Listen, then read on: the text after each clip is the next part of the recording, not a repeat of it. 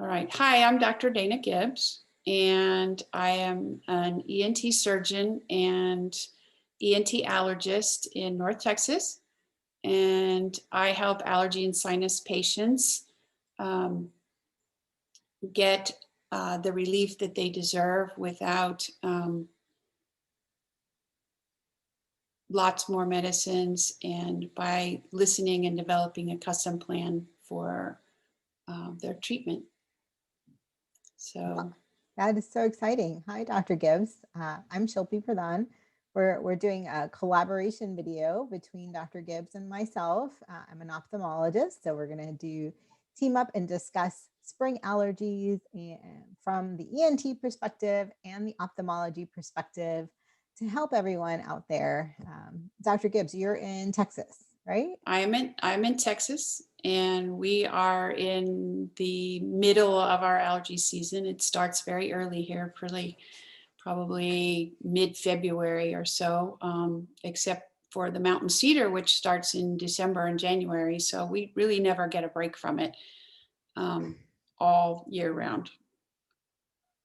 And I'm in Virginia, and supposedly, if you've ever been to Virginia, it's the worst allergy state in the country, or at least on the East Coast. So I'm constantly seeing allergy patients all day, every day. All day, every day. Spring and the fall. So let's get into it. What's the most common thing that you're seeing during the allergy season? Okay, well, so the most common thing that I'm seeing right now is patients who are coming in with a lot of sinus congestion and headaches and eye pain and burning and itching and face pain. And they've tried all the medicines and they just aren't getting the relief that they want. I see the same thing. The eye pain is definitely one that's super linked between ENT and ophthalmology. Tell me what are some of your basic treatments for them that help them right off the bat? Okay, so probably my number one thing that I recommend to almost everybody, other than, first of all, getting a history and figuring out if allergy is in fact what's going on, would be nasal saline washes. And I recommend those to almost everybody. It's really one of the most consistent and least harmful things. I think everybody can do it. And it's just super useful in a lot of ways. And the first way is that it physically washes the pollen and dust and mold, which we have a lot of that here as well. It physically washes those out of your nose, where the longer they sit, the more reaction they provoke. So that's number one. I love that, because environmental control of allergies and dry eye, which I'm a dry eye specialist, is something patients don't think about, but it can make a huge difference. So just washing away allergens. Right. I think when we were pre-talking about this, you also mentioned washing your eyes, and I think that's something I never thought about. Like, just I don't have patients wash their eyes with water, but washing the outside of their eyelids is a great idea. Get all the pollen off. And there were some other things you mentioned that I thought were great ideas. Yeah, in that vein, people don't realize it, but the nose hairs that and your eyelashes basically have the same purpose, which is to trap the dust and pollen and keep it from getting in your eyes. But if it sits there for long enough, it eventually will get in your eyes. And so, just going to the sink and taking a little bit of water and washing off your eyelashes can really reduce the amount of pollen exposure that your eyes get. So some other stuff that I tell people is about going outdoors. If you're going to be outdoors, so like if you're going to mow the yard, especially if you're going to mow the yard, you need to be wearing some kind, if you're an allergy sufferer, you need to wear some kind of mask. Maybe, you know, aside from the fact that it's not safe to mow the yard without some kind of eye protection, wearing a set of goggles to get, you know, to limit the amount of pollen and dust and mold that hits your eyes is probably a good idea. The next thing I tell folks is when you come back inside from that outdoor exposure, even if it was just a long walk from the parking lot to the building, if it's really windy, then your clothes and your hair are now saturated with pollen. You don't see it. It's not intuitive that it's there, but I can promise you it is. And so I have people, when you get home, jacket, hang it by the door. Shoes, leave them by the door. Don't walk through your house with those things on. As a matter of fact, I tell people, don't change clothes and lay your clothes on the bed. That's the last place you want to put those pollen-laden things.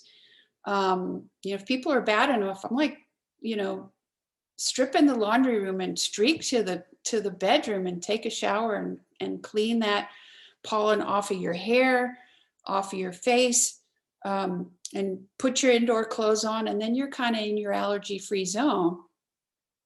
So that's kind of a biggie. But there are other things that you can do once you're inside that are helpful too. And you were mentioning a few of them. You said there's some vent diverters that you can get to make sure the vents don't blow on you while you're in the bed. Well, Tell me about those more. Yeah, so that's more like dry eye, but going back to allergy for just a minute, all the things that you mentioned can make dry eye worse too. Just allergic inflammation of the surface of the eye can make your dry eyes worse. So even if you're not itchy, you might be burny and more dry in the springtime. Sure. People think that's doesn't make sense, and especially if their eyes are watering. They're like, well, my eyes aren't really dry. They're watering when I go outside, when it's windy. And I'm like, yeah, I hear that all the time. They are dry because you don't have the right normal quality or quantity of tears. So then your eyes aren't getting the nutrition they need. And so they're trying to compensate or overcompensate by watering. I And didn't even think about that. that is a sign of dry eye. So Okay. absolutely wearing the goggles outside when you're mowing the lawn, or some people, I just have them wear glasses, safety glasses, sunglasses when they're outside all the time. Then as far as indoors, dry eye can be exacerbated, you know, year round, but especially in allergy season. But indoors, like in a car, you want to divert the vent away from your eyes and up. Oh, yeah. So you don't dry out your eyes. Same thing. Patients have like dry burning eyes more in the car. Right. In the house, some people are prone to sleeping with their eyes open, believe it or not, and they wake up with their eyes dry, and then they wake up and it's painful and watery. And I'm like, yep, you're sleeping with your eyes open. They're like, how do you know? I'm like, does it get better within half an hour? Yes. Okay, well, your eyes have compensated for everything you've done overnight.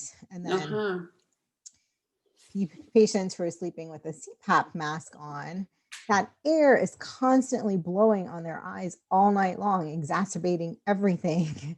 Dryness, and then their eyelids irritation, and then they rub their eyes, and that activates the allergic inflammation as well. Right. Okay. It's like a terrible cycle. So if we can break both cycles. So, and for CPAP users, there's a wonderful mask by the Eye Eco company that I recommend patients wear to help protect their eyes from that constant air all night long.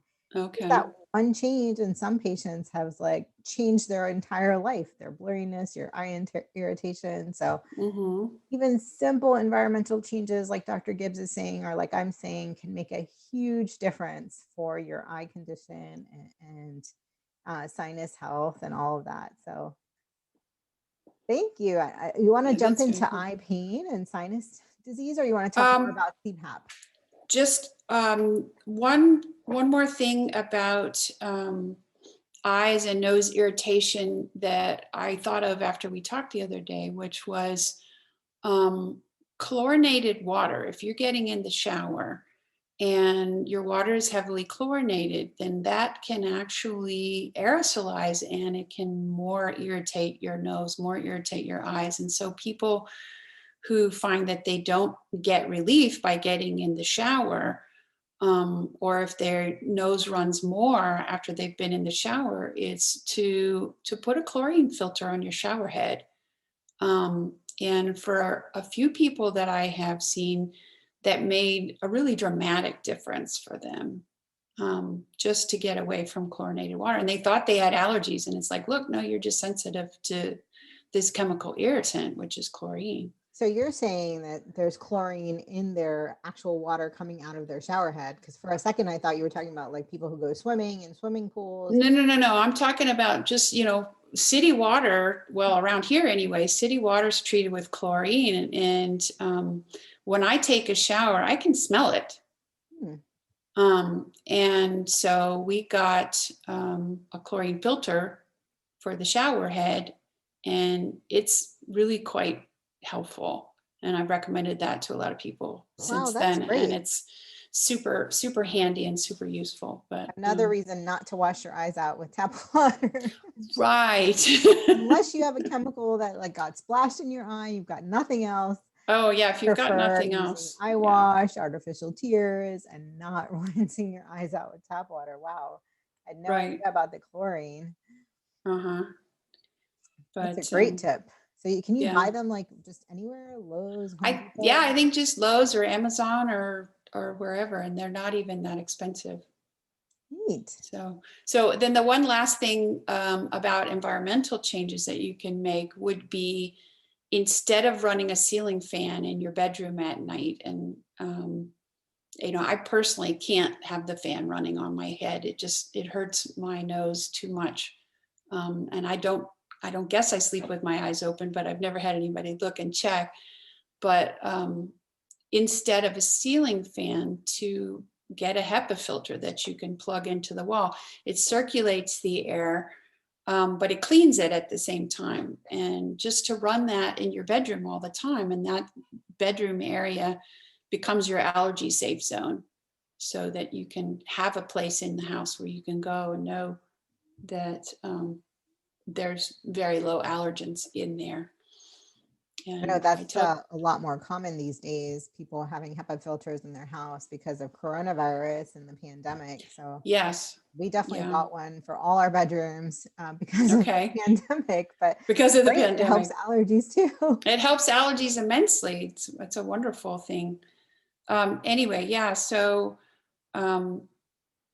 we talked a little bit before about eye pain as well. And you said one of your most common things that you see with eye pain is that people actually have a sinus infection. And I would tend to agree with that quite a bit. But what I see is people come in and say, Doc, I have a sinus infection. And I'm like, well, how do you know you have a sinus infection? And they're like, well, because my face hurts. And I'm like, well, let's take a look in there and see, because I've been a sinus sufferer pretty much all my life. And for me, the difference between just an ordinary sinus headache and an actual sinus infection, and you're probably going to think this is really gross, but it's the taste of the snot that's running down the back of your throat. It's got a bitter, nasty taste. And sometimes it even smells bad. And, if you blow it out, it's going to have a yellow or a yucky gray, green color to it. And that's something where I'm like, okay, you really do need to do that sinus rinse to physically wash that nasty mucus out of there. But there are lots and lots of people who have sinus pain who are not actually having a sinus infection, and antibiotics are, I see that all the time. Oh, I've taken antibiotics and it never works. And I'm like, well, it's probably because it wasn't an infection to begin with. So that's just a thing. So how do you treat sinus pain that's not an infection? Because I probably see some of those, and I end up I probably end up treating them with antibiotics, and lucky for me, most of them do resolve with antibiotics. So Right. hoping I'm diagnosing them correctly. But how do you treat sinus pain that's not an infection? And can you tell me a little bit about that? Well, okay, so a lot of those patients, especially if they've had a nose procedure before, if they've had a septoplasty or if they've had sinus surgery, um, what happens is that your nose is actually just way more open than it used to be. And the allergens can get farther up inside there. So there's more and deeper inflammation than there used to be. And so once again, it's let's moisturize that area and do something to flush out the allergens and get rid of them. And so the nasal saline flushes, the canned simply saline or Arm and Hammer or AYR, any of those nasal preparations. There's a couple of cool newer ones. There's something called X-Clear, XLEAR, that's a xylitol spray. There's a saline gel that a couple of companies make that's a spray gel. And I've had enormous good effect with using just something that simple, and it's over the counter and anybody can get it. So pretty nice. If that doesn't take care of it, then that's kind of one of those, then you need to go and see a specialist and have them do a CAT scan and make sure you don't actually have a sinus infection that's not going away. So that's kind of the way that works. I definitely send them to my ENT colleagues if I'm not getting any relief, with Right. treating with antibiotics. But Yeah. thankfully, that I've had good luck in terms of treating sinus disease. But yeah, they come in with eye pain and Mm-hmm. you check their eye, of course, for serious things like glaucoma or Right. Of any course. other things that can cause eye pain, which there's Mm-hmm. so many. But if all of their eye exams negative with me, I treat the sinus infection, and most of the time they get better. If not, I definitely send them to my ENT colleagues for sure. Right. You also mentioned dry nose. I know you already talked about all the treatments, but one thing that just surprised me during our prep talk was dry nose can cause pain and sinus pain. And I didn't. Absolutely.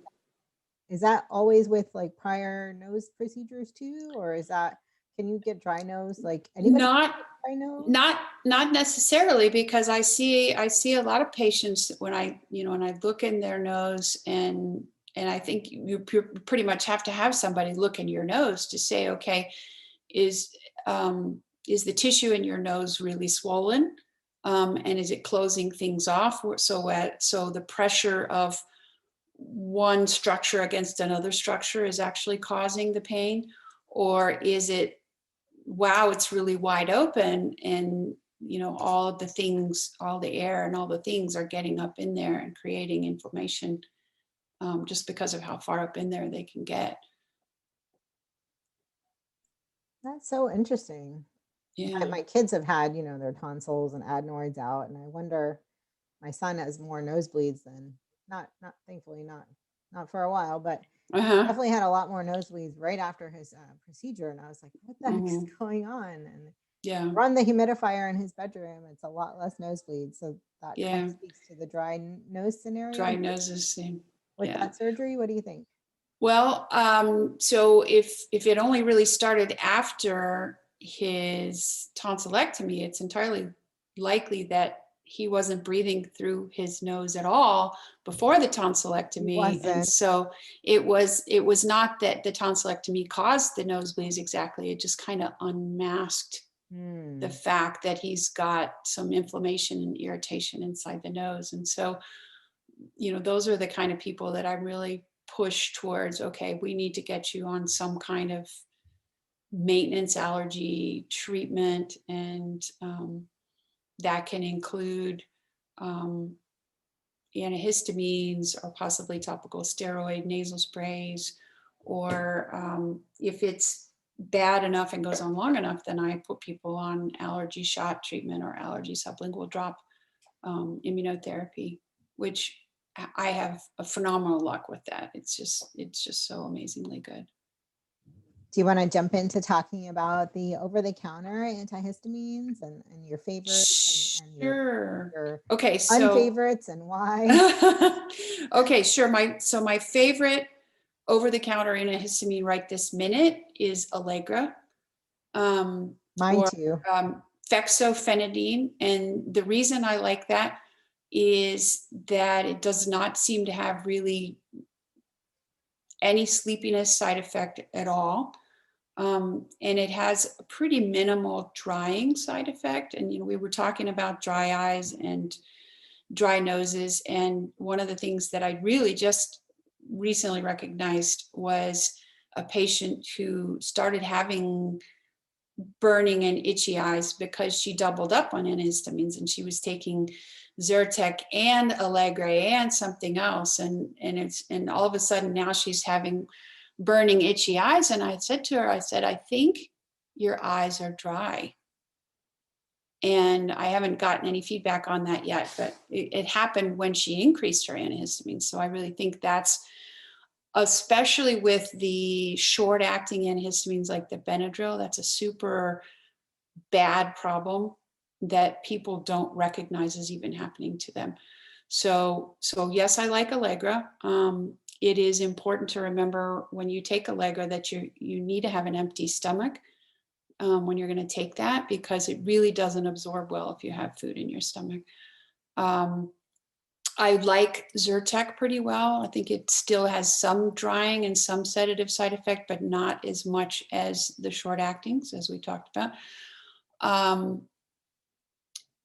And I have a few patients who, when they're really having a bad time, I say, okay, take your Allegra in the morning, take your Zyrtec at night, and then you're okay.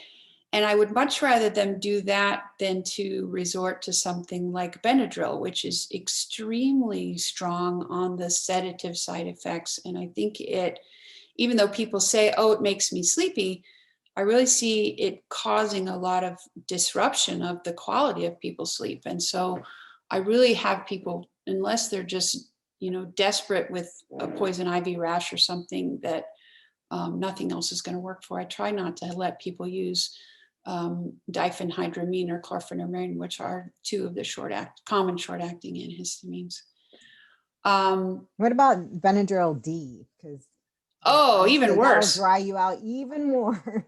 All these D's, the claritine. Okay, so here's the deal with the D's. Okay, so there are 2 decongestants that are oral in the whole world. All of them have been taken off the market except for 2 because of adverse effects, including people giving themselves strokes by taking too much.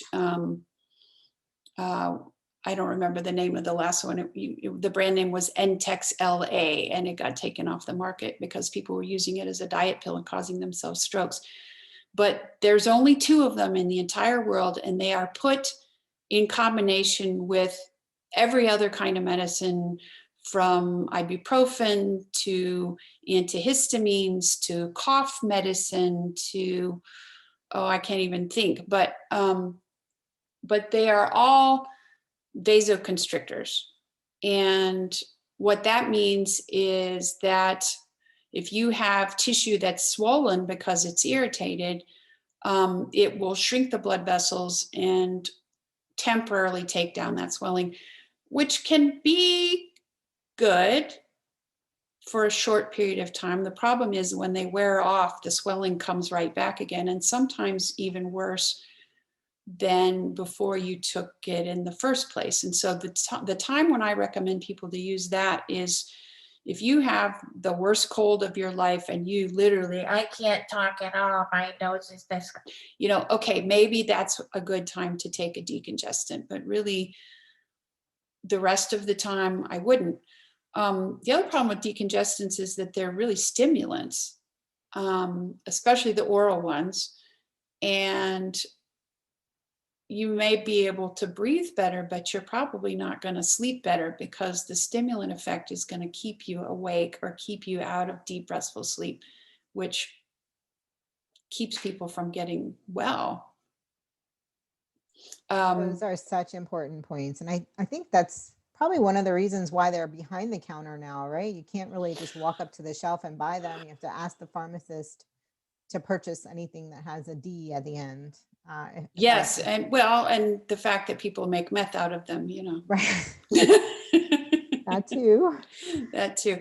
But anyway. And then just, common ones, we talked about Afrin, that has a decongestant. And for the eyes, like the Yes. Visine Red Out, that has a vasoconstrictor. And, for the eyes, like if people overuse that Visine Red Out, their eyes are just going to rebound redness all the time. They're never going to be able to be clear. Right. And that go ahead. Yeah, rebound. That word rebound, that is so key. But just to clarify, the ingredient that's in the Visine Red Out, is that nafazoline? Is that the one that I'm thinking of? Is that the name of the ingredient? Because I can't remember. I'm going to have to look that one up, but I okay. definitely Don't know worry. that, the Don't Red worry. Out has a vasoconstrictor that is not good for your eyes, because your eyes just get addicted to them, just like your nose gets addicted to Afrin. Your nose gets addicted to Afrin, yeah. And I think that Afrin, and I think a lot of the topical nasal medicines really can spread up through the blood vessels near your eyes and actually affect your eyes pretty directly as well. So that's yet another reason why I think Afrin is something that really ought to be restricted to use in the doctor's office, or, very, very occasionally, maybe ought to be a prescription, because it's so dangerous, I think.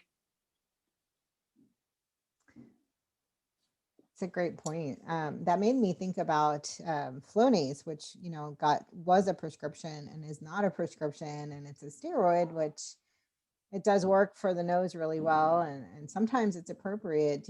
But now it's over the counter, and some patients may really need it, and some patients may be overusing it. Do you want to talk a little bit about Flonase?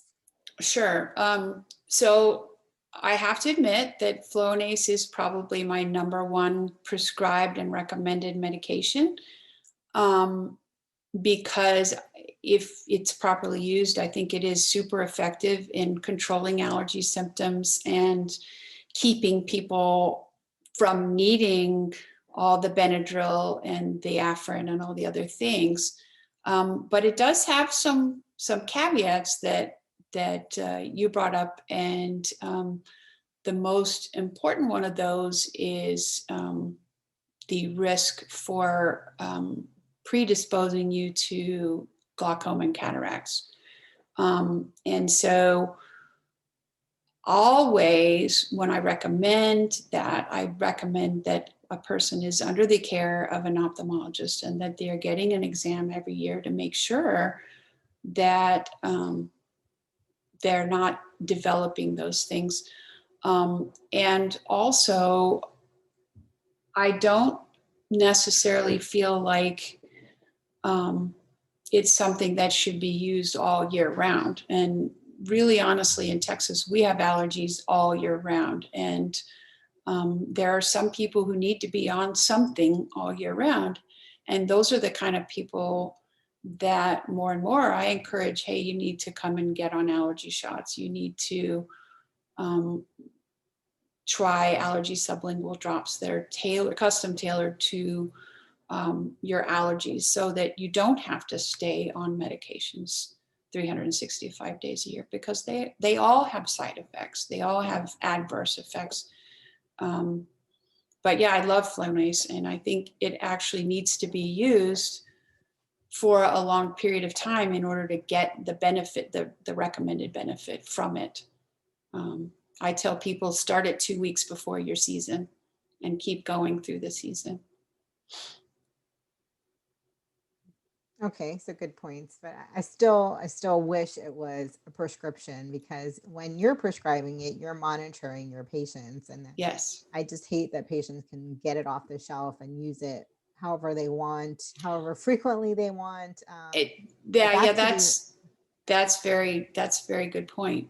Because you're also monitoring their all their ear, nose, and throat area, and you're recommending they get appropriate eye follow-up. So there is definitely, just steroids in general, and we can talk specifically about Flonase. Flonase I was searching on PubMed.gov, our medical literature search website that doctors use. And there are some studies showing that short-term use of Flonase, like even a year, does not cause glaucoma or cataracts, which is really reassuring to me to read. But when you search in the Hippocrates medication app, it does say that there is a risk of cataracts and glaucoma with long-term use. And I remember reading a few years ago that it had to be about 5 years or more. But I've seen it. I have a 23 or 24-year-old patient with Oh my goodness. posterior subcapsular cataracts. And her only risk factor to me that we can figure out, and they're not congenital cataracts, is Flonase use for a long, long time. Wow. So, absolutely your recommendation of going to see your eye doctor is so important. The highest risk for those two conditions, glaucoma and cataracts, with steroid use is actually topical. So like eye drops, if you're on a strong eye drops. eye drop, or if you got an injection of steroids, by your eye doctor into your eye or next to your eye. Ooh, Those are going to be, which we use for uveitis and some other retinal swelling conditions, but those are the highest risk for causing glaucoma and cataracts, so the nose spray is a little bit further, but like you mentioned, things, intranasal sprays do travel to the eye. So, but again, the topical eye drop version would be the highest risk for cataracts and glaucoma. And, there is a subset of patients that are more predisposed to glaucoma than others. So definitely, seeing your eye doctor and making sure you're not in that subset. And if you are, limiting your use of steroids is important.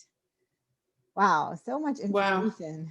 Wow. I know. So tell me, because I don't know, is glaucoma something that tends to be familial? Oh my goodness. So glaucoma is a huge, huge topic. We could talk about that for days, but there are so many different types of glaucoma, and there are genes that have already been found for certain types of glaucoma. So some of it. So yes. Okay. Yes. The main types, there's open angle glaucoma, narrow angle glaucoma, there's pseudoexfoliation glaucoma, there is steroid-induced glaucoma. Steroid-induced, here we go. Juvenile glaucoma.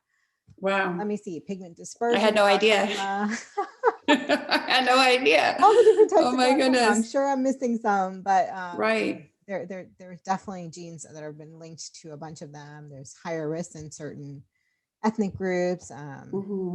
Higher risk, I say, this is something I say to patients all the time. So the reason you have a eye exam recommended every a year after the age of 55 is your risk for glaucoma goes up about twofold in everybody when they hit about 50, almost about tenfold when they hit about 70, and everybody in the whole wide world. So, I mean, glaucoma is the #1 cause of irreversible blindness in the world. So you absolutely need to get your eye exam. And if you're on long-term steroids of any kind, if you're on prednisone for rheumatoid arthritis or Flonase for your allergies for more than 5 years, like, you absolutely need to have an eye exam to make sure that you're not, at risk for glaucoma or developed glaucoma already.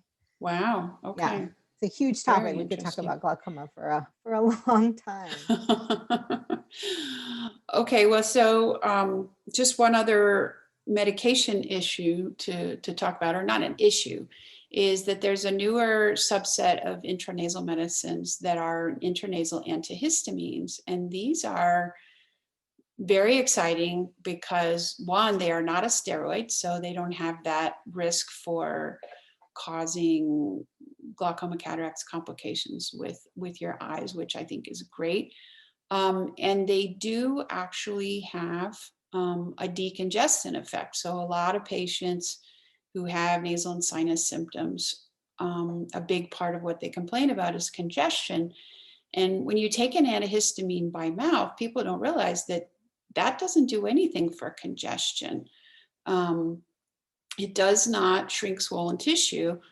And so I didn't know that. This very exciting effect that we found with the topical antihistamines is that it actually does work on congestion, meaning it shrinks the swelling and helps your nose be more open, as well as reducing itching, reducing drainage, reducing the accumulation of mucus.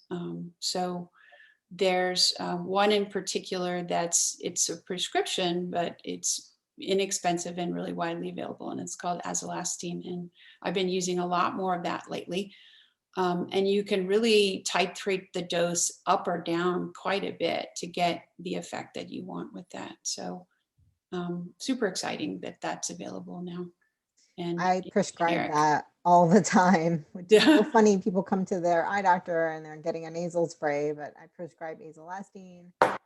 Not as frequently. The other two, let me know your opinions about the other two. I think there's Nasochrome, which is an oldie, but a good antihistamine nasal spray. Yeah. And then there's Patinase, I think, the olopatadine. Yeah, olopatadine is a little bit less, for some reason, less popular. And I think it probably is just because it's more expensive. But I think it's also quite good and maybe doesn't taste quite as bad if it accidentally runs down your throat. And then you mentioned cromolyn, which is technically not an antihistamine. It's actually a mast cell stabilizer. And because of that, you have to use it several times a day in order to get the good results with it. But if I can get people to use it, it's fantastic. It works really, really well. But you do have to use it several times a day. And if you wait until after you're exposed, then you have to kind of wait for it to build up again. So yeah, that comes in eye drops as well, I think.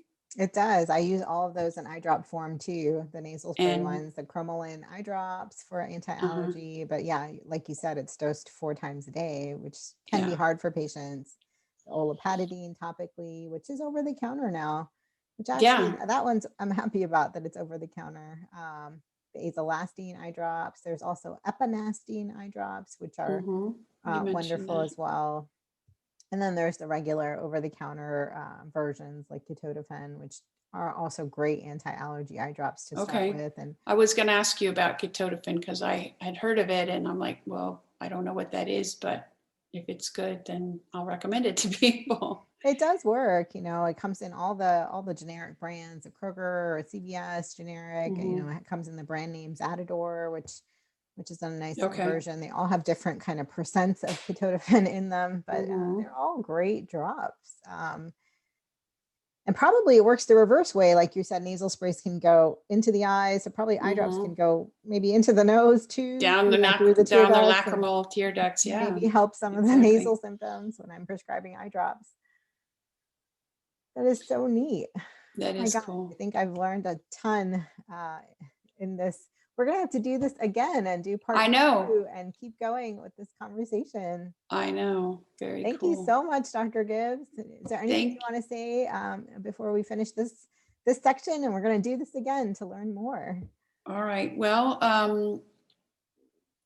no, not really. I mean, I have a website and a blog, and it's danagibbsmd.com. If anybody is interested in what I'm up to lately, it's kind of in its infancy at this point, but stay tuned. And I'm going to try to put out all kinds of good self-help allergy sinus type information on there. And you've been practicing for how long? I've been in practice since 1999, so I've been doing this quite a while. That's a lot of experience right there. Yeah, so and I'm in, my offices are in Dallas and Arlington, and the name of the practice is Central Park ENT. If anybody wants to look me up, you can find me there.